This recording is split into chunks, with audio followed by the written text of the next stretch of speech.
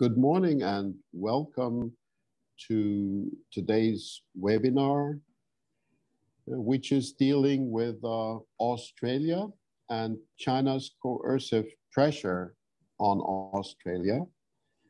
And I'm happy to welcome three very special guests, starting with Kimberley Kitching, the Senator for Victoria from Australia, Professor Heribert Dieter from the Stiftung Wissenschaft und Politik in Berlin, and my good friend Arnaud Danjean from the European Parliament. I will introduce them a bit more deeply in a minute. Before that, I would just want to make a few housekeeping remarks. My own name is Heribert Dieter. I'm going to be your host this morning. And I would ask you to mute your microphones if you're not speaking. If you want to join the conversation after the introductory remarks from our panelists, you're well invited to do so. You can do that in different ways. You can either use the chat function, or you can use the Q&A section, or you can, if you want, send in an email, and I would then be able to read the email to the participants. I think most of you will probably have participated in so many webinars by now that you're all experts on how to deal with that.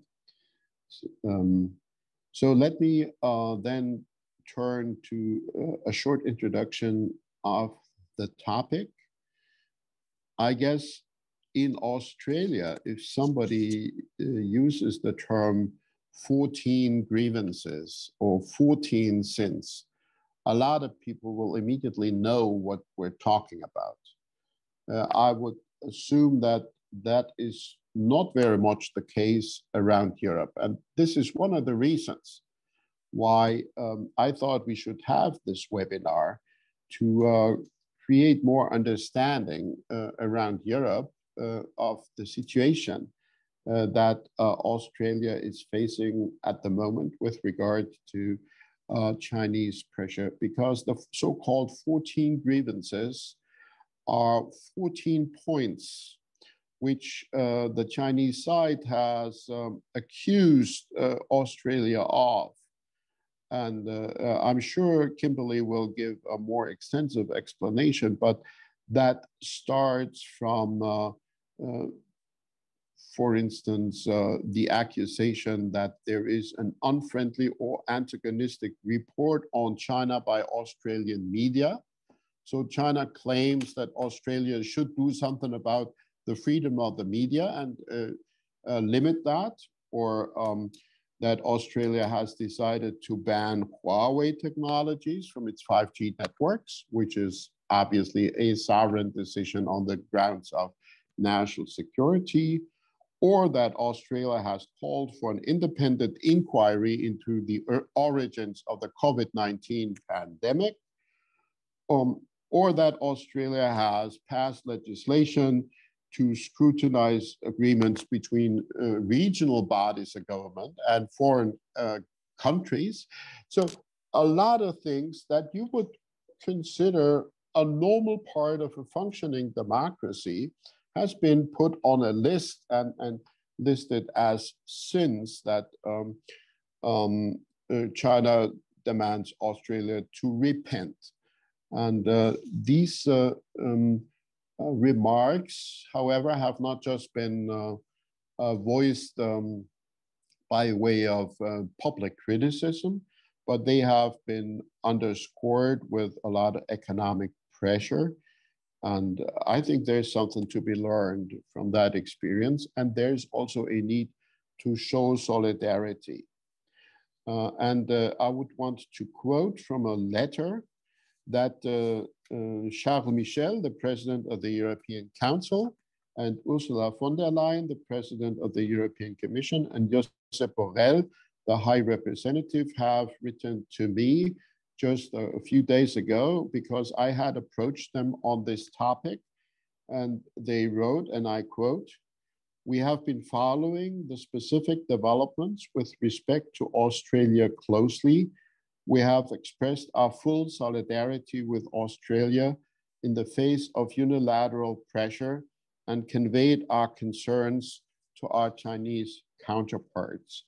For our part, we will continue to further strengthen our already excellent relations with Australia. On 26 November 2020, we held the first annual EU-Australia Leaders Meeting with Prime Minister Morrison. In this context, we discussed relations with China as part of a wider exchange of views on regional matters. End of quote. Clearly, this issue has been taken note of also by these European leaders, and we want to give it more substance through the webinar today.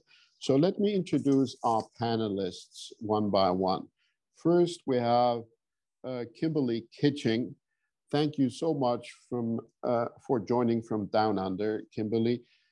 Kimberley is a former lawyer and trade unionist, senator for Victoria since October 2016, representing the Labour Party. Kimberley is also the IPAC co-chair, the Inter-Parliamentary Alliance on China co-chair for Australia.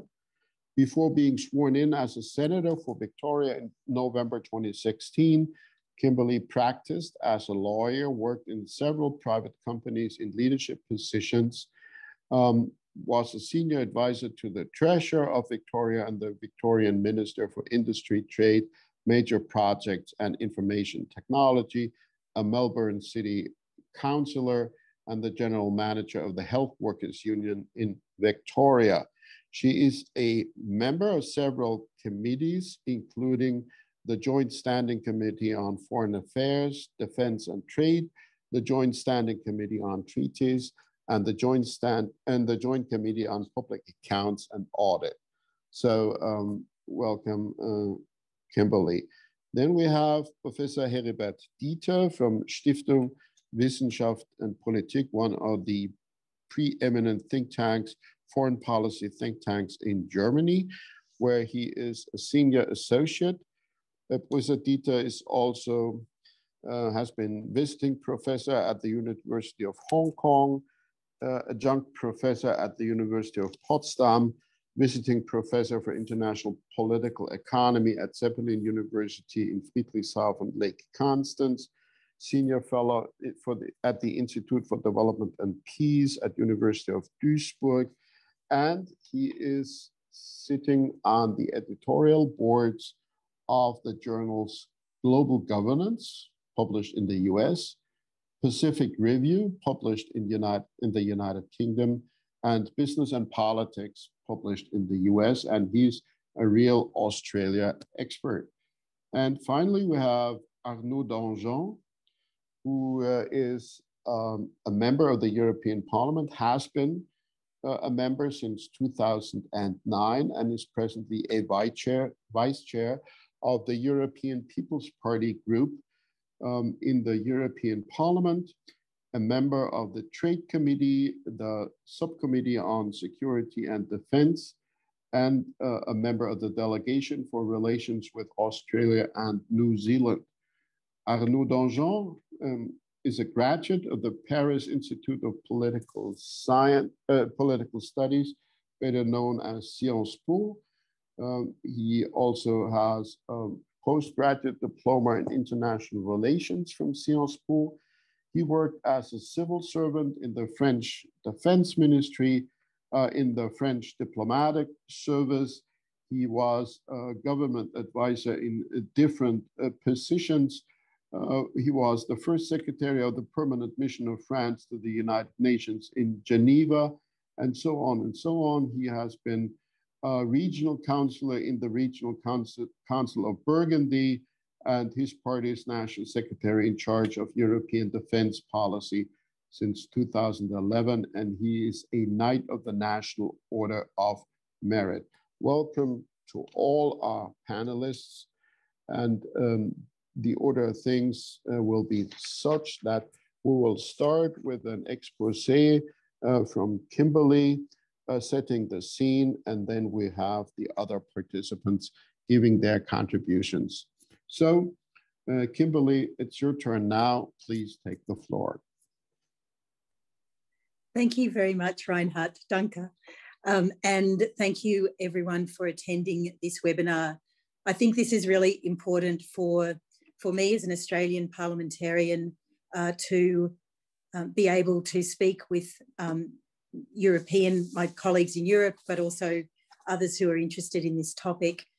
And I think also to hear your views on how you think China's place in the world is changing or shifting.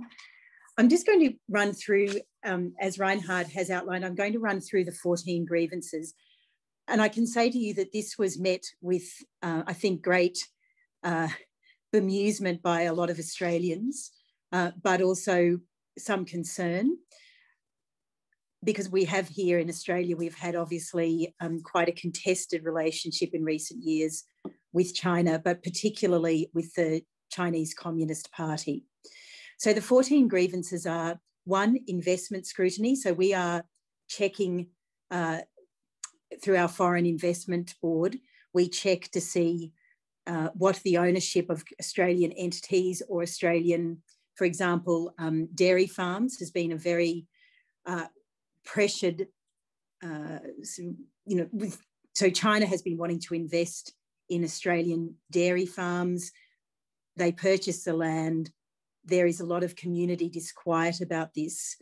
So we do scrutinise investment here in Australia, as many other countries do, but there is certainly, for the Australian people, there is a great deal of concern about the size of the investment by Chinese entities. We did ban Huawei on the grounds of national security, firstly from our national broadband network and then from our 5G network.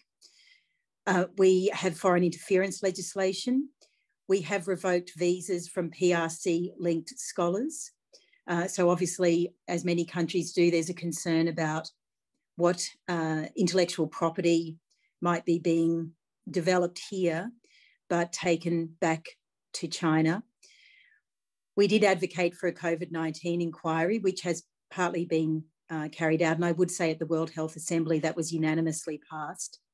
We have criticised human rights abuses in China, so not just Hong Kong, but also obviously Xinjiang and the Tibetans. The South China Sea, we believe in freedom of navigation operations, and we believe that those sea passages should be able to be used by anyone. Obviously, China has made a lot of incursions into the South China Sea and the East China Sea as well. We have we've been criticised by the CCP of spreading US, what they call disinformation, especially on China's efforts to contain COVID-19. So there's been another point of contention. We've passed a foreign relations bill here, which means that universities, local government, etc., can't enter into foreign relations, into memorandums of understanding, into any treaties with any country. But obviously there was a great deal of concern about the state government in Victoria having a Belt and Road Initiative two memoranda of understanding. So that was a point of concern. China's criticised our think tanks. We have also investigated PRC journalists. There's been general CCP criticism, and China has also complained about unfriendly reporting on China by the Australian media, as Reinhard outlined earlier. But I just want to run through a list of sort of where this happened. So I'm going to go back to March 2017. Premier Li visited Australia, and in that was an extradition. What the Chinese government was seeking was an extradition treaty with Australia, but the committee members, of which I was one and one still, when looking at that treaty of extradition, decided that we couldn't do it, even though the then foreign minister wanted it. We couldn't do it because we didn't believe that human rights were taken into consideration. And if people were extradited to China, we didn't like we didn't think that their legal system was very fair. We have had experience for our citizens in China, so I'm going to come to that because that happened a little bit later. In December 2017, the then Prime Minister Malcolm Turnbull announced the Foreign Interference Bill. There was a lot of complaints from the CCP about this, but we decided we didn't, and it was it was supported in a bipartisan way in the Australian Parliament. We did not want the Chinese government being able to, for example, through students, for example, Chinese students here in Australia, they were able to inform to the Chinese consulates that, you know, in a university, there might be a map on the wall that had Taiwan listed as an independent country. Now, I think we all know that Taiwan does have its own elections. It has a rule of law. It's a thriving democracy in our region. But what would happen is that there would be complaints made by Chinese students. The consulate would demand an apology. So this happened to our national airline carrier as well, Qantas. They had trips listed, you know, you could fly to Taipei, but China didn't like that it was sort of, you know, designated as an independent country. And Qantas, our national carrier, apologised, as did the University of Sydney. It also apologised for having a map on the wall that had Taiwan listed as an independent country. We've had non-tariff barriers on Australian wine and beef.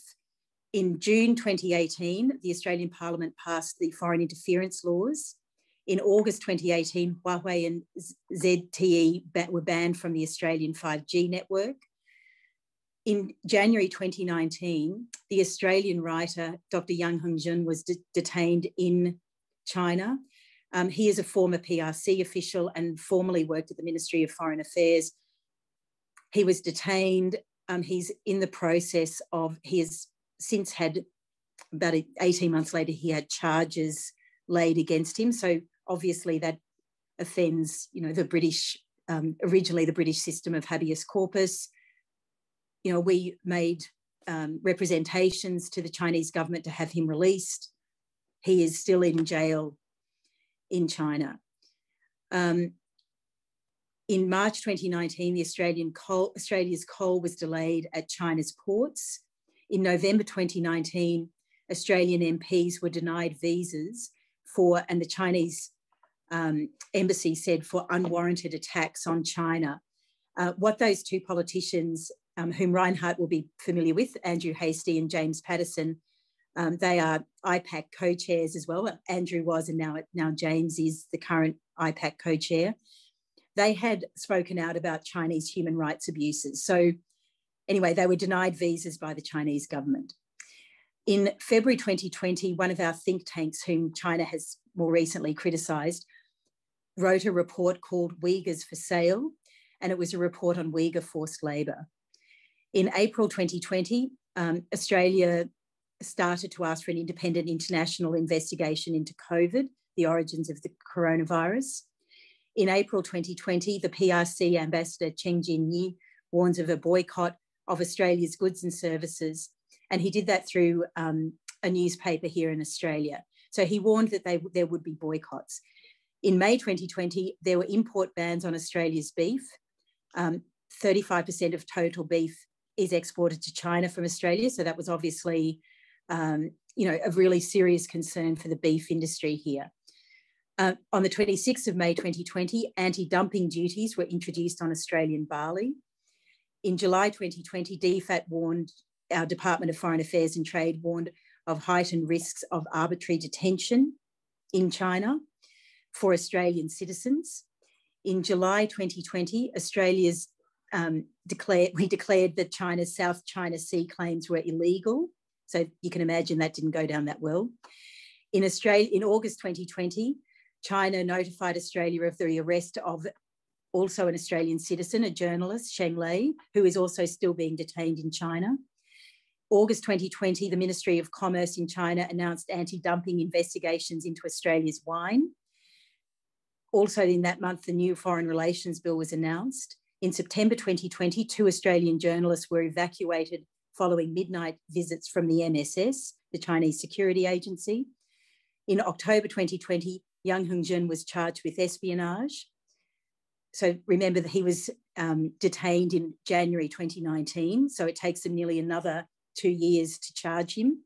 In October 2020, Australian coal was banned. In November 2020, Australian lobster was held in ports, and obviously that ruins the lobster. You can't hold it at a port forever. In November 2020, the Ministry of Commerce reported, well, there were reports, but they never actually communicated this to the Australian government, of restrictions on imports of barley, sugar, red wine, timber, coal, lobster, copper ore and copper concentrates from Australia. In November 2020, Australia joins the Malabar naval exercises with the US, Japan and India. And we see this as a growing commitment to the Quad, which I'm happy to talk about later on. And in November 2020, Victorian timber was banned, additionally to other timber. And in November 2020, the Chinese embassy in Australia handed Australia a list of 14 grievances. November 2020, the Ministry of Commerce announced anti-dumping tariffs of up to 212% on Australian wine. Now, obviously, as you probably know, Australian wine is very good. And so the idea that we would be dumping our wine into a market is ludicrous. So they were obviously concerned about the strengthening of our national security and our sovereignty. I'm just going to quickly go through. We feel in Australia, and there's a lot of support in the Australian community for this, that we have to stand up for our values and our sovereignty and our democratic systems. There is now a public discussion here about and varied opinions on China, but that wasn't there, a year or so ago. So this is now quite a, almost a daily topic of conversation here in media and certainly in the Parliament. We've had, Chinese immigration here since the 1850s, since the gold rushes here. There's deep business and trade linkages. We have a proud Chinese-Australian community, nearly 1 million people. But however, of late, other issues have taken precedence, and that's political interference, intellectual property theft, non-transparent donations, and academic espionage. So, look, Reinhard, I might leave it there because I'm aware that I've probably spoken for some time, but I'm very happy to talk about all of these issues, but these are very serious issues here. And obviously we're very dependent on Chinese trade, but I think there is a general view here that we can't, we must stand by our system and our democracy. Thank you very much, Kimberley, for those introductory remarks. You will have more time later to go into more depth, and I guess some of the questions will also invite you to do that. I will now move on and pass the floor to Professor Heribert Dieter for his introductory remarks. Please, Professor Dieter. Yeah, thank you very much, Chairman, and thank you very much for the invitation. I have spent quite a bit of time of my life in Australia, always entertaining. It was, of course, a lot easier to travel to Australia before COVID. I think it is important that we Europeans keep an eye on what's happening in Australia. As one Australian observer coined it, John Garneau, he has said, Australia is the canary in the coal mine, but we are all in the coal mine. We are all in that process of having to find a policy towards China. And I think we can learn a lot from what is happening. We Europeans can learn a lot from what is happening in Australia. I think it is important to say that Australia wouldn't be as rich as it is today without China. And one issue I want to mention is iron ore. Iron ore is harvested, is mined in Australia at relatively low cost, something like $10 a ton is the production cost. And it is sold to China for something like $175 a ton. That was last week. So you can imagine that Australia has been benefiting from this amazing building boom that China has been staging since many years. When I look back and I look back at look back to the days of the Labour government of Bob Hawke and Paul Keating, Australia was very fond of deepening the ties with the Northeast Asian economies. There was a book published by Ross Garnaut, who happens to be the father of John Garnaut that I have just mentioned. And that book was called The Australia and the Northeast Asian Ascendancy. Published, I think, in 1989. It shaped the foreign economic policy of Australia towards China for many years to come, until very recently. Kimberley has mentioned the most important kind of changing points. I would like to point out one episode to you that underlines how popular China was in Australia not so long ago. In 2003, two presidents visited Australia, and one was, and both visited the Australian Parliament. One of them was welcomed, greeted, talked about a future in prosperity, and the other had to be brought back in through the back door, and there were protests against him. And the guy who had to be brought into Parliament through the back door was George Walker Bush, who was very unpopular because of the Iraq War. And Hu Jintao was the man that everybody welcomed. And don't forget, even the current Secretary General and President Xi Jinping invested a great deal of his political time, He visited all Australian states, including, dare I say, Tasmania. So this man has tried to make China popular in Australia, but today I think Paul Keating would call him recalcitrant. I'm not sure whether he would do that in public, but we are all aware that China's diplomacy is not really all that diplomatic. I'll come back to that in a minute. Three short points. The first, I think when we talk about China and China's current position in international economic relations, we should be a bit skeptical. I think China's current economy is less solid than many think at the moment.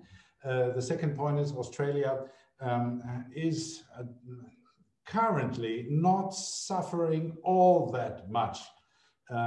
Quite a few points were mentioned, but I would like to point out that there are other points that should be considered. And the third point, we Europeans cannot ignore this conflict. We cannot continue to proceed based on the assumption that this is in a far away corner of the world and we can simply leave it to Australians and probably the Americans to solve it. It is a European issue, whether we like it or not.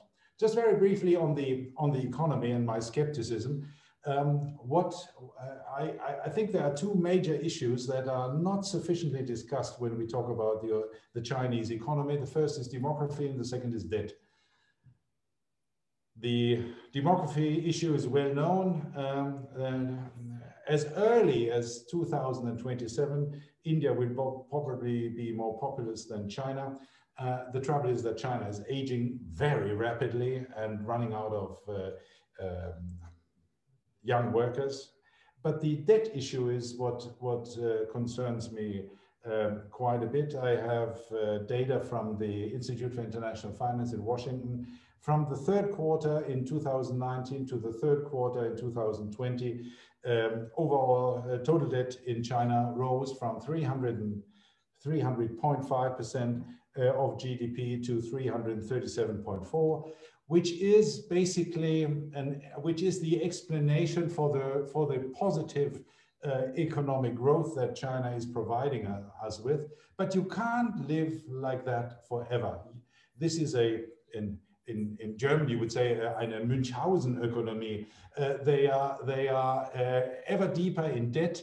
And of course, you produce some economic growth if you increase debt to GDP by almost 40% within a year.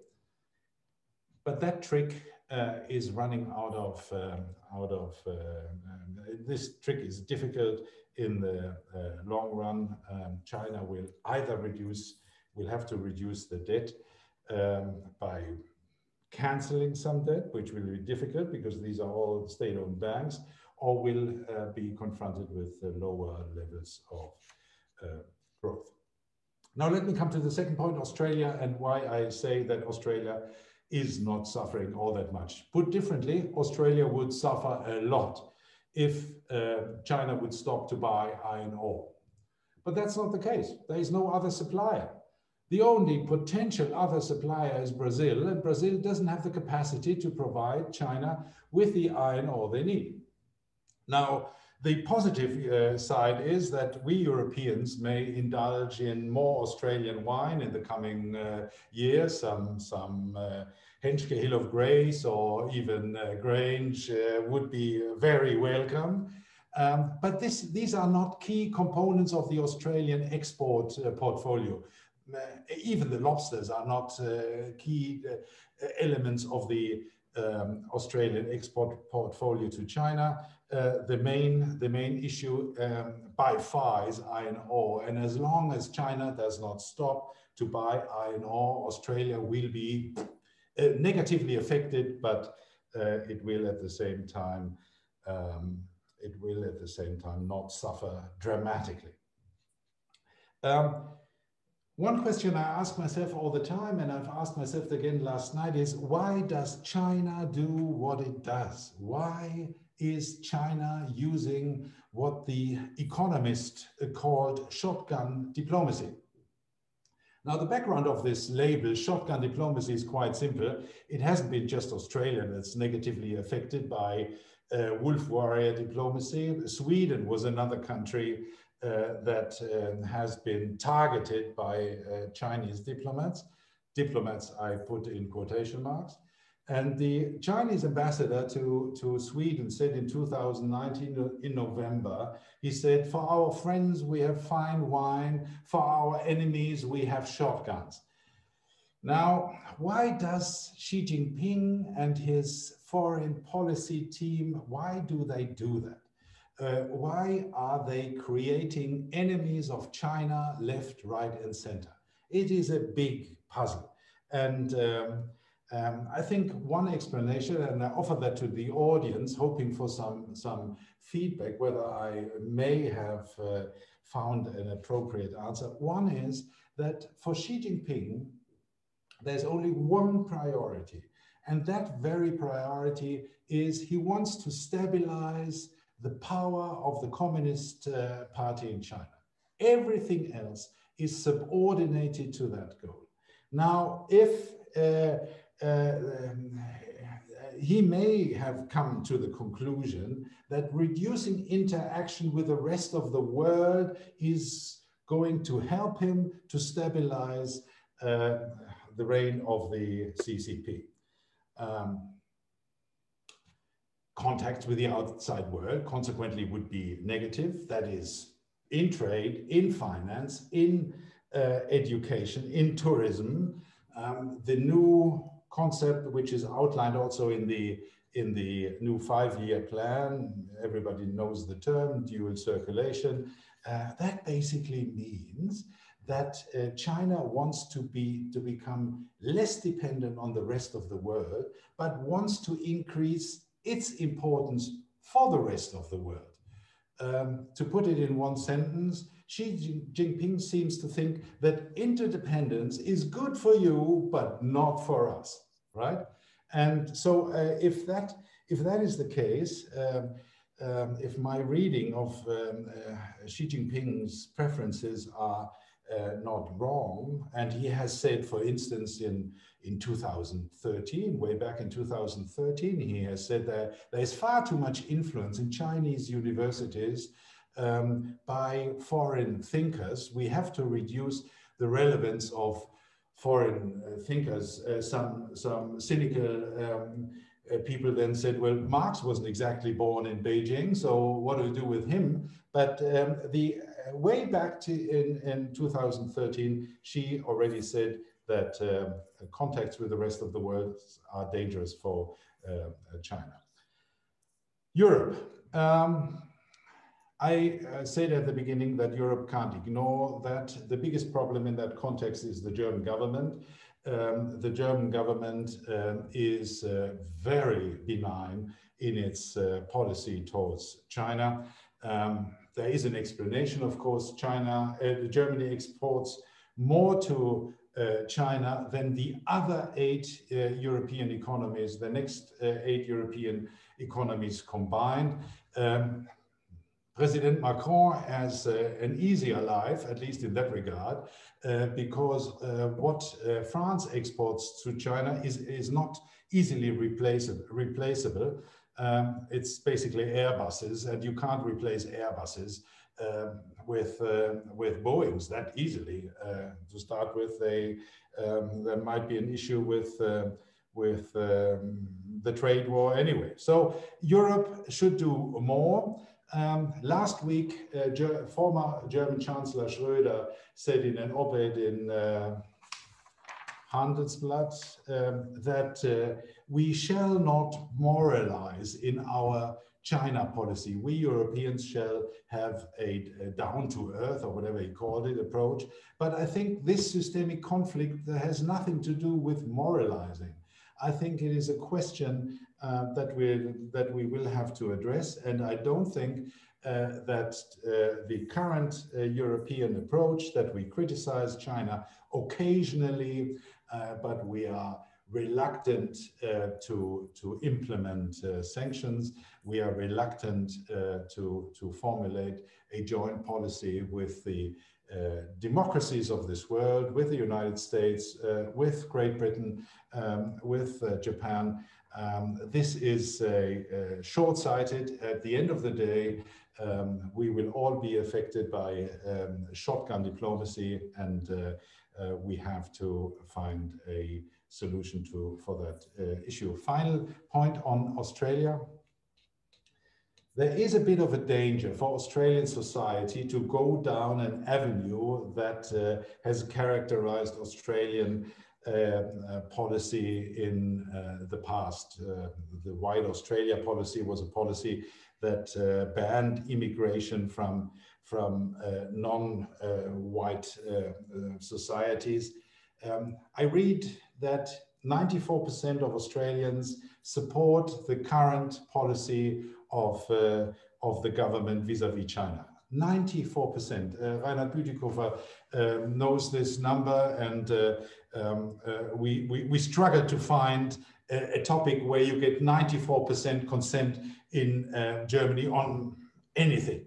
And here we have the risk is, I just want to point that out, the risk is that Australian society may slide back into an anti-Asian sentiment. I'm very cautious here, but at least that may be the short-term effect of this confrontation with China, and that is of course very difficult given, as we heard, given that quite a few people from Asian countries have made Australia their new home. With that, I would like to close. Thank you. Thank you very much, Professor Dieter. When you asked why is Xi Jinping doing this, I thought of this old Chinese saying about killing the chicken to scare the monkey. But of course, we can deliberate how the chickens and the monkeys can work together to get off with neither being killed. So Arnaud, it's now your turn to give your input, please. Thank you, Reinhard, and good morning or good evening, everybody. Very pleased to be with you, and thank you again for organizing this webinar. Quite on time, I must say. Of course, what I will say is purely personal. I will try to reflect on the debates going on now in the European Parliament, but and within my own political group. But I would not pretend to to cover all opinions. Because, and I will start by this, I think when it comes to China, we have still very heterogeneous positions and motivations. And that's part of the problem, I must say. And to some extent, it's quite legitimate because regarding China, like regarding Russia or the United States, regarding each big power, so to say, each country or region has its specificities. And it's always difficult to duplicate fully the position and the policies designed in one place for other countries, because it depends on many parameters. Geography, of course, the trade webs and the trade, foreign trade structures. It was well recalled by Dieter, because when you consider the trade balance of France or Germany with China, you have different angle, of course. Cultural ties, demography, which is important. Do you have Chinese community in your country or not? It plays obviously a role. So you have a lot of parameters designing the different positions. And therefore, it's quite difficult to design one policy, and it's difficult also to lecture one country or another what they should do and how they should behave towards China. But having said that, and Europe, of course, is very is symbolic of this heterogeneity, because in a small continent you have all the options regarding China policy. But having said that, and having underlined this heterogeneity, I think we all face more and more, and quite rapidly, we all face and witness the same patterns of the Chinese policy and the Chinese expansionism, I would say. First, a more assertive behavior in all fields with clear and explicit references to a dominant position. And this is quite new because, as it was recalled, in the previous decades, you would have still questions about Chinese strategy. Would they use, for example, multilateralism quite genuinely in order to be a normal player, or would they use it only for their own purposes? And there was a debate going on, and probably you had different forces even within China on how to use multilateralism, how to use international fora to gain legitimacy and to gain credibility. But now what we can see clearly is that China is using that unilaterally, I would say, and for their own purposes, and to assert a dominant position. And they have very clear position on that. It's very explicit, and there is no longer any doubt on the fact that they want to use all instruments possible, unilateral or multilateral, to assert their dominant position.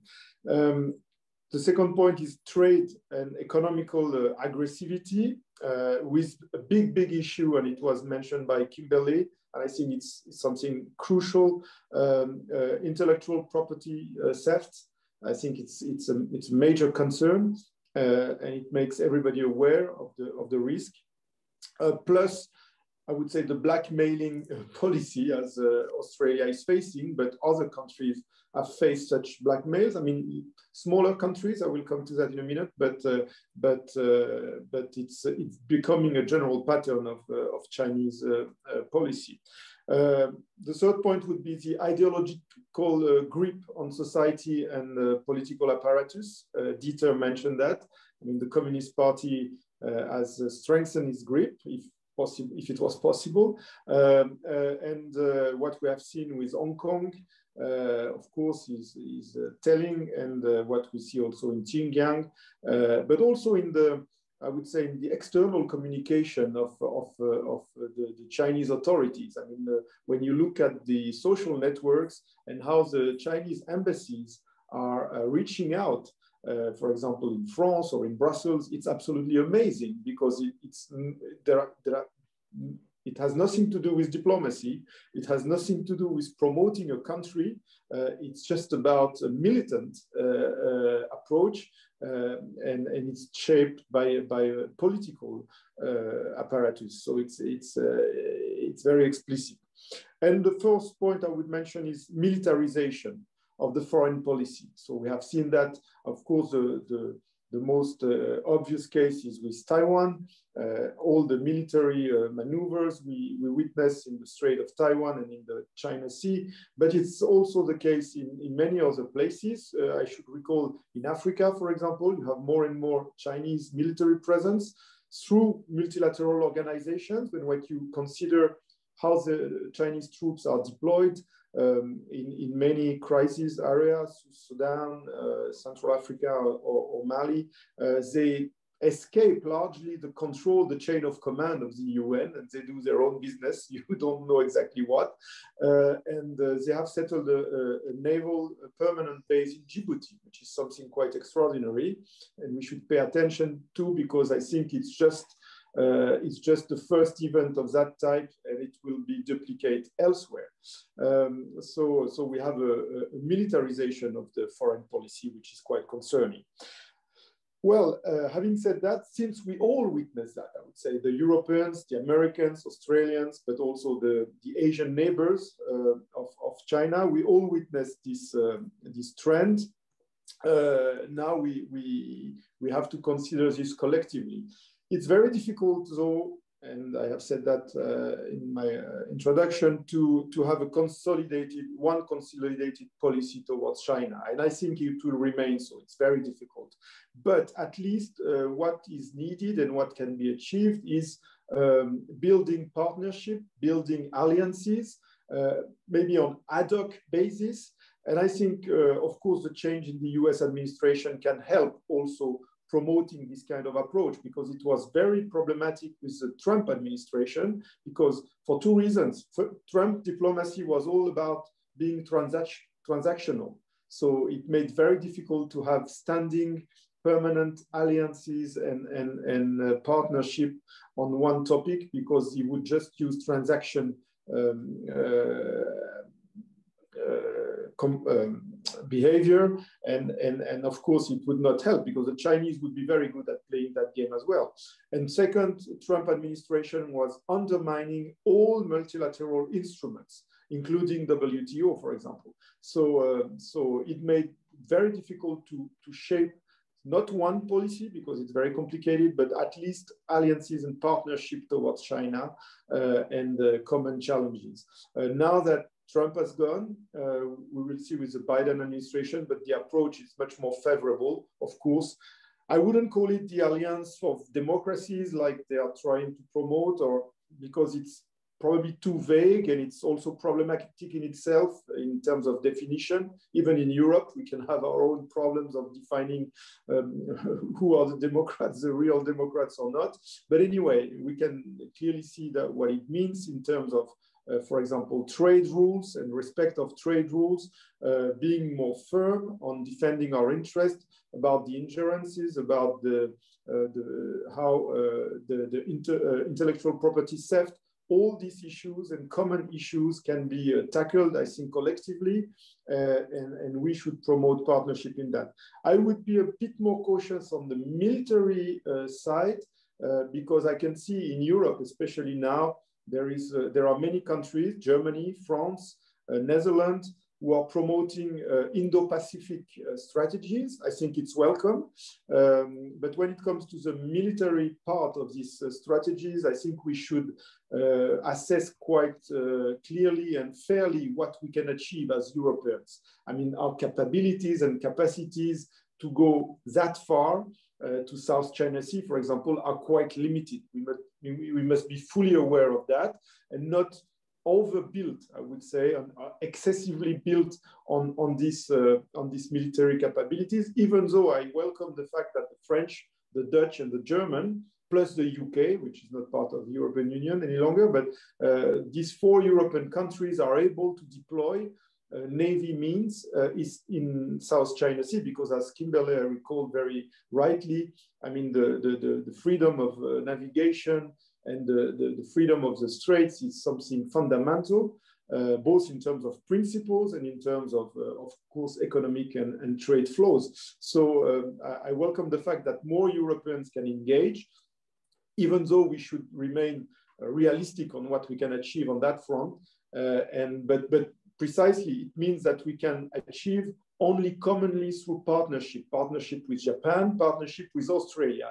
And I'm glad that France, for example, has now set up the basis for a strong strategic partnership with Australia, even in military matters. It was not that obvious for decades, but now I think we're on the right track. So that's welcome, and I think it's a way to face the challenges, the common challenges posed by China. One word I would have on a region which has not been mentioned so far, which is maybe less, how can I say, the focus is less than in extreme Far East or Northern Asia. It's South Pacific. And I think South Pacific is very interesting place where we can see China gaining influence, trying to gain influence by all means, and I think it will end up also with trying to set up military base, trying to exploit the weakness of this fragmented area, and I think in South Pacific we still have the room for maneuver if we want to, if there is a political will to engage and to try to confront China's more assertive role. I think economically, in trade, in aid, also in all the climate change threats, because it's a big concern for these countries. It's small countries, small islands, archipelagos, and so on. I think we should pay bigger attention to that. I say that especially from a European point of view. Of course, for us French, it's quite obvious because we have territories there. We have Polynesia, we have New Caledonia, but many other European countries, for them it's terra incognita, I would say, and or mare incognita. but I think European, it should not be only on Indo-Pacific in terms of Indian Ocean and the Northern Pacific, but I think the South Pacific is also key, and that's a place where we should build a strong partnership with, together with Australia and New Zealand and the US, of course, because there are things that can still be reversed, I would say, or contained. It's not too late. There are probably places in Asia where it's almost too late, but now there we still have a card to play. But we have to be aware first, to be fully aware of what is at stake, and also then to have the political will to put some means in this region, because I think it's a test case, so to say. I think this is a place under the radar where the Chinese are trying to push. And if we don't pay attention to that, we will wake up one morning and discover that China, much beyond the original issues in South China Sea, for example, has done something big in South Pacific, which is a strategic place. So I would also argue for us to pay attention to this. Thank you also to you, Arnaud. Very interesting points you made.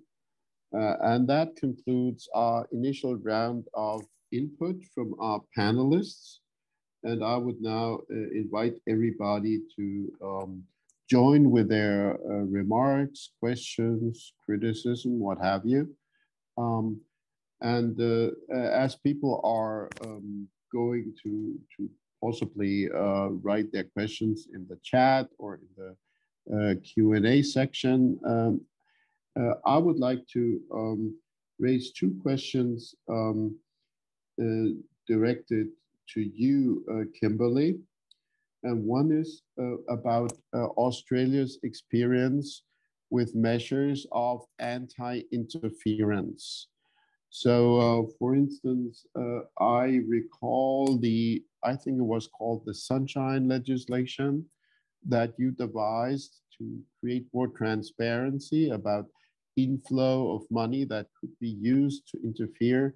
And as the European Parliament is presently having its own special committee, the INGE committee, to deal with foreign interference, maybe that could be an interesting point to be made. And the second point I would like to put in your direction is the one that Professor Dieter alluded to. I have read quite some publications from Chinese sources where basically the accusation against Australia is this. All the pushback that we receive from Australia when they refuse to allow Huawei to take over the 5G network, whatever, that's just Australian anti-Chinese prejudice or even racism. And obviously, that is something to be dealt with. So how do you deal with these kind of accusations? Please, Kimberley. Thanks, Reinhard. I'll deal with the second one first, the second question in relation to Huawei and anti-Chinese sentiment. Look, we have quite a large Chinese diaspora in Australia. We know, obviously Australia has been an incredibly successful multicultural society. We have people from all around the world. And in fact, in my home city of Melbourne, there's something like 87, 90 languages spoken just in the Melbourne area. So I don't think Huawei it wouldn't have mattered really, when I say this, it wouldn't have mattered really which country Huawei was from, other than it was from a authoritarian regime where we know that Huawei has a united front working group in it.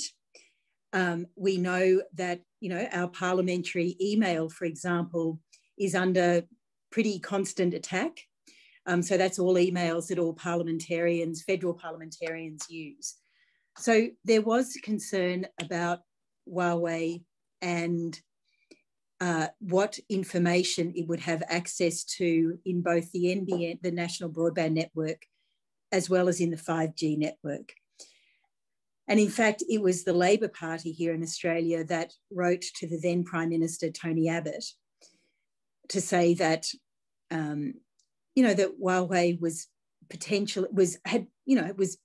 a very problematic, would be a problematic partner in terms of the National Broadband Network and the 5G network.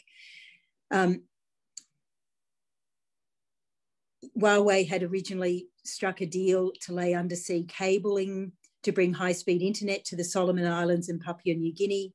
In 2018, Australia decided to fund and build the infrastructure itself. I hear the criticisms about Australia and racism, but I can assure you that, in fact, the Chinese diaspora in Australia don't feel that.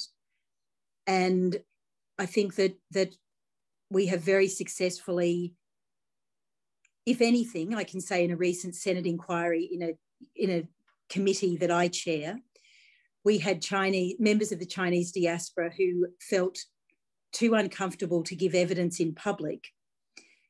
And that was not from Australian parliamentarians. That is because they are worried about their families back in the PRC, and they are worried, so they would not give evidence in public. They would only do it in camera because they feared for their families and they feared for the retribution they themselves might receive from Chinese officials, including those at consulates here and at the Chinese embassy here, because those people know that their public utterances, whether it be on social media or more generally, are reported back to Beijing.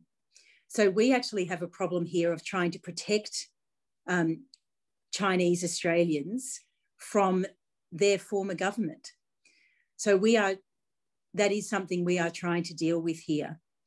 So I don't think the Huawei pushback was racist or anti-Chinese. It's because we know in an authoritarian regime that information is not treated the same way as it is in a democracy. And I think Arnaud just also alluded to that in terms of intellectual property thefts. In relation to our anti-interference laws and the flow of money into Australia, the FIT scheme, as we call it, the Foreign Interference Transparency Scheme, was passed in a bipartisan way. So both major parties passed it and agreed with it. That our experience has been that, in fact, countries with a rule of law have declared themselves on the FITS, on the Foreign Interference Transparency Scheme registry, but we know that the Confucius Institutes have not. So what we realise is that, when the United States and Japan are, declaring that they're investing in a think tank like ASPI, for example, the Australian Strategic Policy Institute, we know that those who do respect the rule of law are far more likely to be on that register than, in fact, Confucius Institutes or other institutes from mainland China. Does that answer your question, Reinhard? Yes. Yes, it does. Thank you. I would like to pick up another point that Arnaud made when he emphasized against the end of his remarks the regional concerns where Chinese efforts to gain influence fly largely under the radar. I would assume that this might be a bit different in Australia because that region is closer to your shores. So maybe you could pick that up, Kimberley, and obviously we're taking advantage of the fact that we have the Australian here. We don't have the opportunity for such an exchange often enough, and I learned from your embassy recently that Australia has been increasing its support for infrastructure projects in the region and tries to play a more prominent role, and maybe there could be an opportunity also for a better concerted effort between Australia and the European Union. And I would like to ask you to comment on that, and maybe go back to Arnaud and Professor Dieter also with the same question. Wouldn't there be an opportunity for a stronger cooperation between the Australians and ourselves? Kimberley. You have to unmute yourself. Thank you. On the regional concerns, yes, we did have concern around some of the Belt and Road Initiative projects. But what has happened, and I was in Papua New Guinea when this was being built, China had built a large sort of conferencing centre for the APEC meeting that was being held in Papua New Guinea. And the tiling on the building started to fall off, and potentially injuring people because obviously, it's falling from quite a height. So what we know in the region is, and that's not the only project, we know from the Sri Lankan port project where they borrowed money under the BRI, that they in fact ended up losing the port, their own port, and 15,000 acres of land approximately around the port because of the interest repayments. They couldn't meet those interest repayments. So we have a different, now I think our concern going forward is probably going to be vaccine diplomacy. So we know that the CCP is out in the region offering vaccinations for coronavirus. Recently, Australia, the United States, Japan and Taiwan have been in talks to actually distribute vaccines for coronavirus into the region, because we know that that's going to be, we're very sure when our Therapeutic Goods Administration agrees that a vaccine is appropriate and is safe. We know, we have great confidence in that. I'm sure people have seen the media reporting around some of the fake vaccines that are coming out of China. So we would rather, because obviously it's our region and we want to travel to it, so we would like to know that, as the United States, Taiwan and Japan, that it's safe to travel around the region because people have received a proper coronavirus vaccine. So that's one thing. You know, in our region, we are also trying to encourage democracy. Obviously, we've seen in Myanmar more recently that that's actually quite a difficult thing to do in some countries. But we're hoping, you know, we try to, I guess, be a good neighbour. And that for us is really important. You know, so for example, in Papua New Guinea, Australia is building 30 tier 2 hospitals around Papua New Guinea. We do a lot of other work in our region, particularly in Papua New Guinea, because we've had a very close relationship, especially during the Second World War, when, you know, that was a scene of a really important battles in order to maintain Australia's sovereignty. So we have a very close relationship with PNG, very close relationship. And I think what we're seeing there is that actually counts for something. We're not lending money for infrastructure projects in order to get, you know, for interest repayments to be so high. We do this out of our foreign aid budget, and we do that in a lot of our other, you know, other parts of the Indo-Pacific. Arnaud's point is right. As France has external territories in the region, we're very interested in having closer relationships with France, with the Republic of France, partly because they are in the region. France and Australia are also two of the countries that are original signatories in the Antarctic. So we know that there are lots of minerals in the Antarctic, and we know that there have been Chinese ships down there. So obviously the Antarctic is reasonably close to us. We have a stake there, as does France. We would like to keep the Antarctic to the original signatories and not have incursions into the Antarctic, because it's also very destabilizing, as you all know, from a climate change point of view. But so if anyone was mining down there for minerals, rare earth, then that would be not very good for the whole of the world. So we know that is also a factor and a concern, really.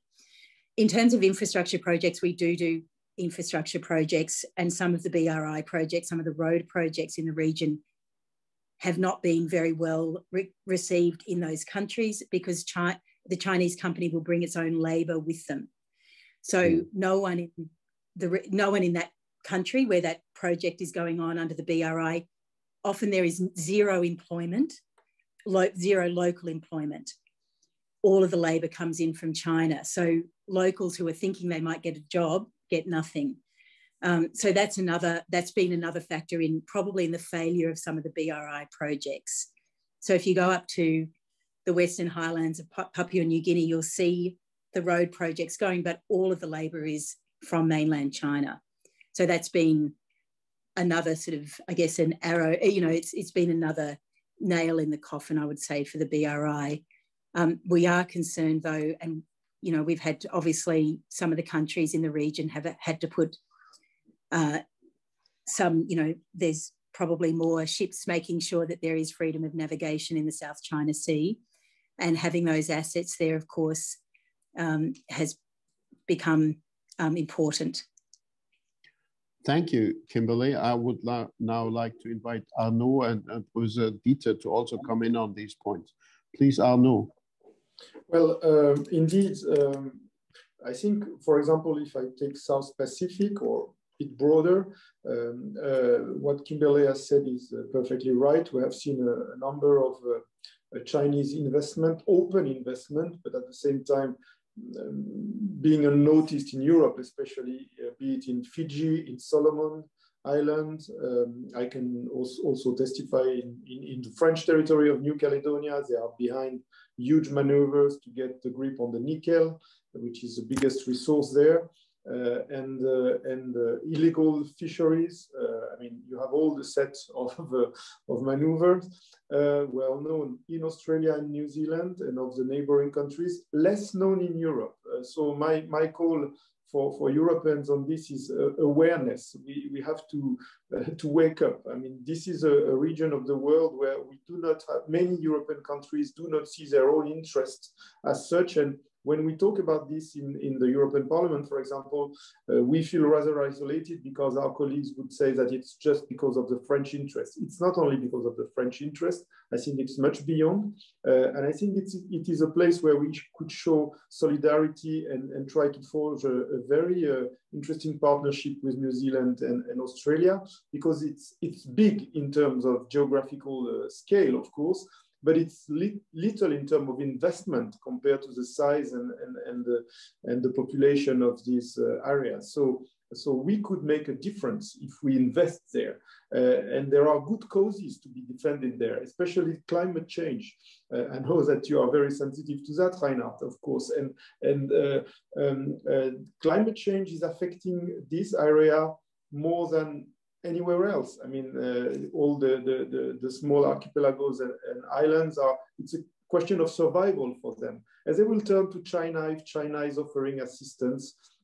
And very cynically, China will use the pretext of climate change, but just to promote their own interests and companies and also economic selfish interests. So we have to be present there, I think. It's a question, of course, it's a question of resources. And I think we have enough resources to do that. It's not a huge investment in the light of what Europe can deliver.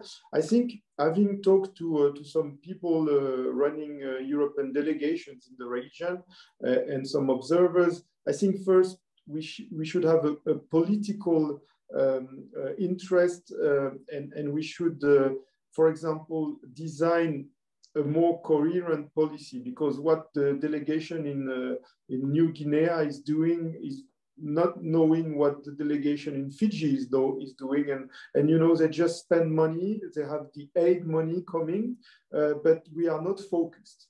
And I think we should focus. We should focus in two directions, focus on some concrete actions everywhere in the region, have a clear agenda on what we want to achieve in which sectors. And so regionally focus, I would say, and focus also together with our partners. And our natural partners there are Australia and New Zealand. And then we should try to establish a partnership to know how to spend the European money in a good way, I would say. Because now they have quite good envelopes, for example, in Papua New Guinea, but it's spent, you know, according to Commission rules and programs designed on the ground, but no, I would say, grand, let's say, bigger strategy. And I think that's what we lack and that's what we need.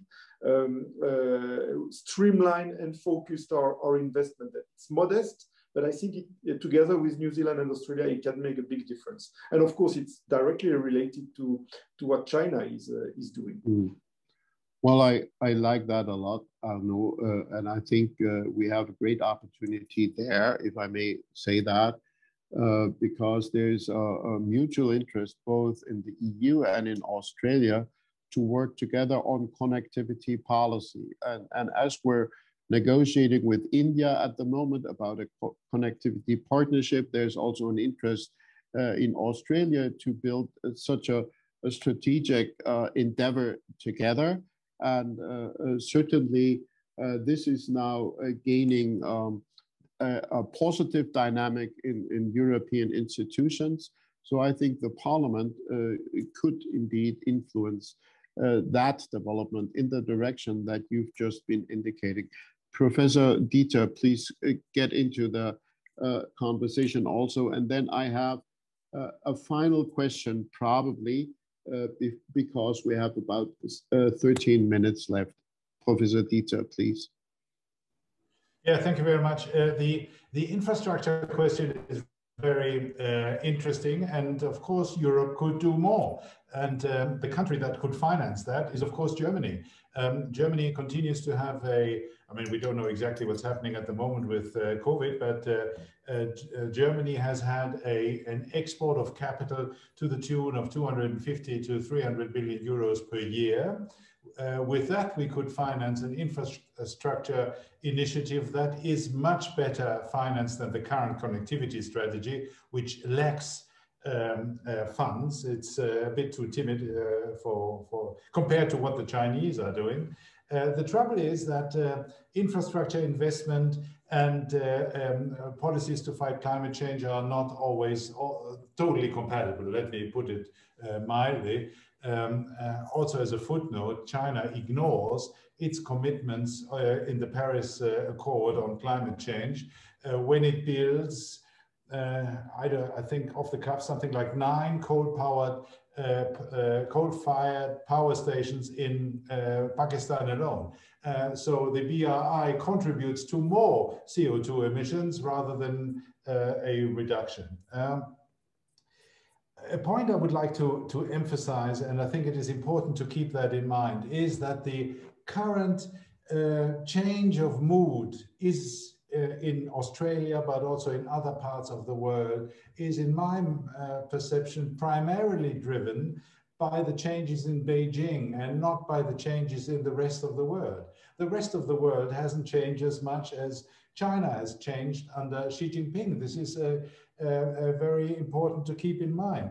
And the aggressiveness that we are observing wasn't there 5-10 years ago. So I think it is important to acknowledge that it wasn't Donald Trump or anybody else in the West that has brought in that spirit of competition. I think that comes primarily, not exclusively, from China. A point on there was a question on why the mood in Australia has changed regarding China, and of course Kimberley Kitching is in a much better position to give an answer to that. Let me nevertheless try to give a short one. And my question would be the 2019 federal elections, where the Labour Party, also inspired by former Prime Minister Kevin Rudd, who continues to be closely affiliated with analyzing China. The Labour Party had a relatively weak position on China, whereas the Conservatives, the Liberals, were quite explicitly targeting the quote-unquote China issue. Now, this may not have been the decisive point in that election, which Scott Morrison won to the surprise of many, but it may have contributed. So I think it is fair to acknowledge that the tide has somehow turned in Australian society. A final point on your neighborhood, on PNG. Apart from the fact that, to my surprise, some young Australians continue to go hiking on the Kokuda Trail to kind of go back to World War II and have a first-hand experience of what their grandfathers rather, were experiencing. There was a small issue the other day. A Chinese company wanted to invest a manufacturing site on a small island that belongs to Papua New Guinea, and there was a significant backlash from Canberra on that issue. So I think it is fair to say that Canberra is somewhat nervous, and I think that nervousness is justified given what we have heard from first-hand sources. Thank you, Professor Dieter. And I would go back to you, Kimberley, and I would read the question that has been directed to you. How do you explain the impressive consensus in Australian public on China policy? I remember, says the person who asked the question, I remember former Prime Minister Julia Gillard opting for the contrary a few years before the Turnbull government, inviting Australian school kids to learn Chinese. Lots of talk of Asian century with China focus. This China focus seems to be history. And if I may add this from my own experience with you and your colleagues from Australia in the IPAC context, it's always struck me how much bipartisan you are. on these issues. So how do you explain that? Thank you, and thank you to the questioner as well. I think here in Australia, because I don't think any country really likes to be dictated by another country as to what they can and can't say in their own country. So imagine if Australia said, oh, okay, well, we're not going to allow our media to criticise, what's happening in Xinjiang. Now, of course, that also speaks to a lack of understanding from Beijing about what democracies are like, because we all know that trying to tell journalists in, media organisations what they should and shouldn't write doesn't work. But that's because we live in a democracy. And I think, the CCP expects that we can control that. If they really understood Australia, if they really understood a democracy, they would know that that is a nonsensical thing to ask for if you want to have a list of grievances or a list of demands. But I think here there was absolute outrage when it was discovered that Chinese companies based in Australia had been instructed by Beijing to come and collect PPE, so protective equipment for the coronavirus, so masks, overalls, all of the gloves, and there was about 100 tonne of PPE that was sent back from Australia to mainland China. So you think about what you need to keep people safe in a pandemic. A lot of our PPE that was here in Australia was sent back to China. So people here were outraged about that, absolutely outraged. But we have, on the other hand, Taiwan that made the gift to each Australian state of, there are millions and millions of masks, for example. So, now there's a discussion here in Australia, should we have a free trade agreement with Taiwan? Should we, have Taiwan as a part of other multilateral fora in the region? Because, people are grateful that they sent, as a gift, they sent PPE here because a lot of ours was taken away from us. So I think that that's one example of why there is such a high sort of, the majority of Australians have a sort of an idea around China and what they like and don't like about it. On the terms of language and learning language, lots of schools here teach Mandarin.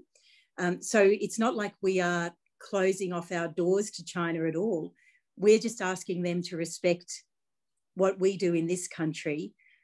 And I think there's also a view, certainly among the political class, that human rights abuses, no matter where they happen, affect all of us. We're all the poorer for human rights abuses.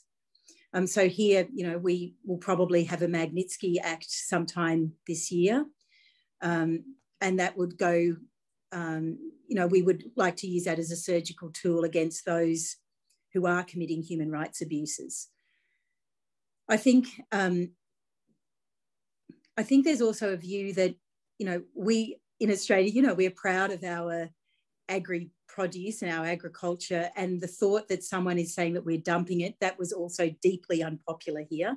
We're dumping Australian wine in China, we're dumping, other produce. It is nonsensical to us that would be the case. And I don't think people like, feeling that they're being lied about. So I think that's another reason. But I think, as Heribert said before, our iron ore